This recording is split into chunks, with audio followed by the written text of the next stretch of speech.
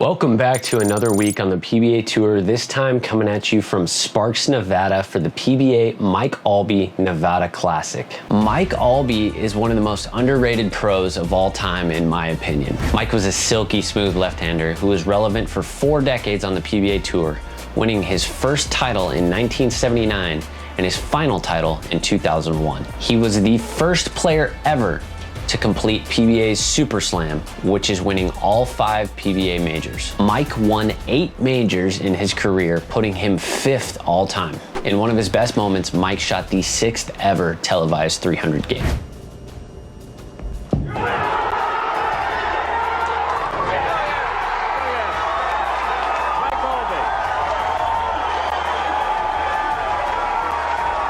Hats off to the PBA this week for honoring one of bowling's legends. Guys, we had a cameraman lined up this week. It was supposed to be Nick Pate, but he made it through the PTQ, so we had to do some last-minute scrambling, and we don't have as much footage for you today as we usually do.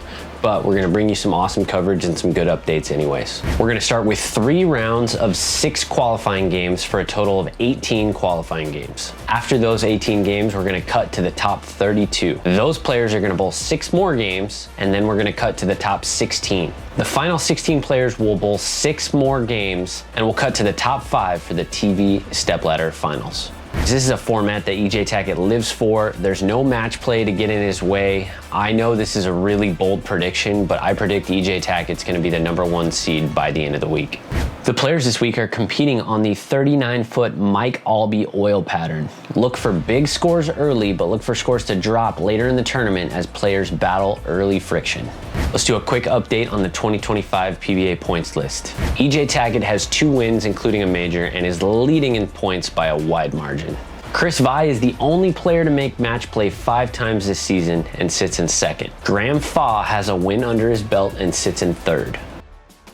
Andrew Anderson finished 2nd at the US Open and sits in 4th overall. Jacob Buttriff is having a great season and he's in 5th in points. The top 12 players in PBA points at the end of the season qualify for the 2025 PBA playoffs. Let's see how Packy did in round 1 of qualifying.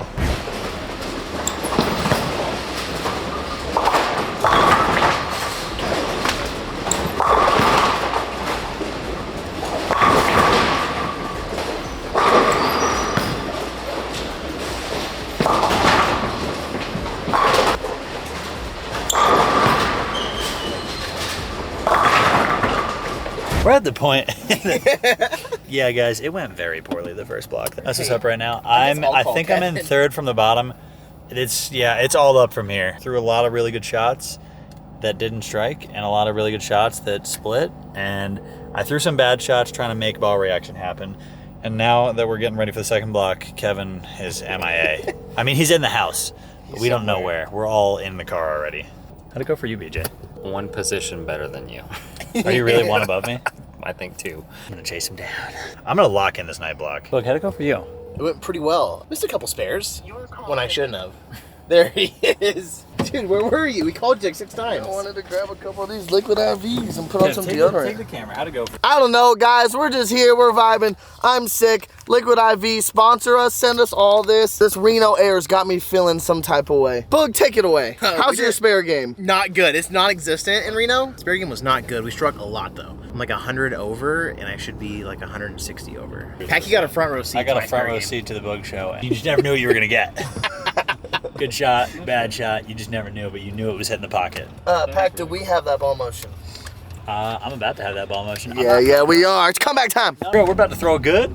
We're about to create magic. We're about to find our way close to this cut. Right now I'm about 150 out with 2 blocks to go.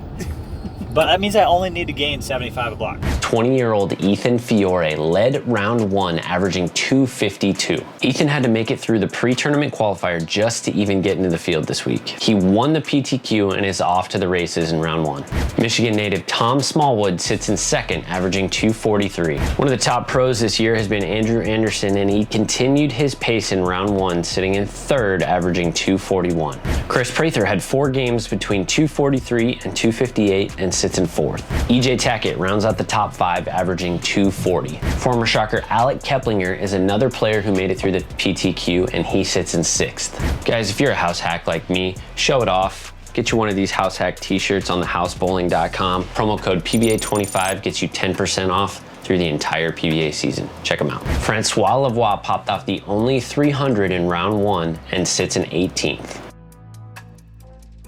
Superstars Anthony Simonson and Jason Belmonte are in 35th and 37th respectively. As for the house, Mitch Hupe sits in 12th. Nick Pate, who made it through the PTQ yet again, sits in 19th. New two-hander Darren Tang sits in 27th.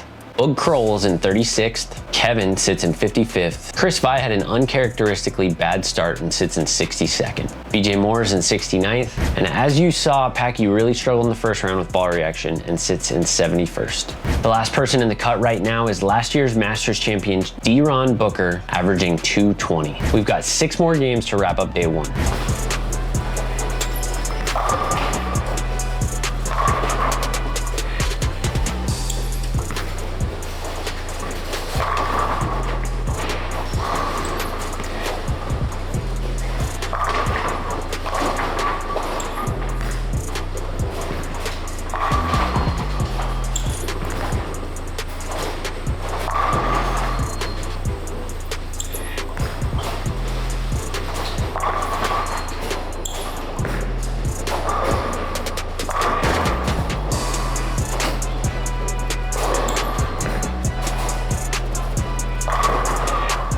Alec Keplinger took over the lead after round 2, averaging 239.75 for 12 games. This kind of went under the radar, but Alec received a bunch of votes for PBA Rookie of the Year last year in 2024, finishing second to Nate Purchase. Tom Smallwood still sits in second. EJ Tackett moved into the 3rd spot. Ethan Fiore dropped to 4th. And Andrew Anderson rounds out the top 5. There were a few players that made huge jumps in round 2. Darren Tang jumped from 27th to 6th, averaging 257 his last 4 games. Belmo had the 2nd highest total for round 2 and moved from 37th to 7th. Hayden Stipich averaged 244 in round 2 and moved from 42nd to 8th. Justin Knowles had the best block in round 2 and jumped 40 spots from 54th to 14th. As for the house guys, Nick Pate had an excellent block and moved into 12th. Prather fell back a little bit and sits in 18th. Mitch also struggled a little in round 2 and fell back to 24th. Chris Vi is trying to fight back into the cut line and jumped to 49th. Packy figured out some ball reaction and jumped 10 spots to 61st. BJ's in 65th and Kevin's in 70th. Tim Foy Jr. is currently the last person in the cut, averaging 223 for 12 games. Tomorrow we're gonna have 6 more games of qualifying, cut to the top 32, 6 more games of qualifying, cut to the top 16. The finals for this tournament are gonna be at the National Bowling Stadium in Reno, Nevada, but they're not gonna be aired until March 15th. The World Series of Bowling is right after this at the National Bowling Stadium, so I'm guessing they're probably delaying the TV show so they can set up one TV set and use it for both events, which I understand it makes logistical sense, but from a fan's perspective and a player's perspective, it's frustrating having to wait 2 weeks to find out the results of a tournament. That frustration aside, you guys are still gonna get to watch some bowling this weekend. The finals of the Roth-Holman Doubles Championship will be aired on FS1 on Sunday, March 2nd at 1 p.m. Eastern. Here's a reminder of the finalists for that TV show. Jason Belmonte and Bill O'Neill are the 1 seed. DJ Archer and Sean Maldonado are the 2. Patrick Dombrowski and Bailey Maverick are the 3 seed. Tim Foy Jr. and Kevin McCune are the 4, and they will match up against Matt Ogle and Sean Rash in the opening match. Even though it's been a couple weeks since this was contested, I hope you guys tune into the TV show on Sunday and support professional bowling. If you need a reminder of how that went, go back and watch our videos from the Illinois Classic and you'll get a full recap of the singles and doubles portions of that event. Tune in tomorrow to see who made the first cut and who will be advancing to the top 16.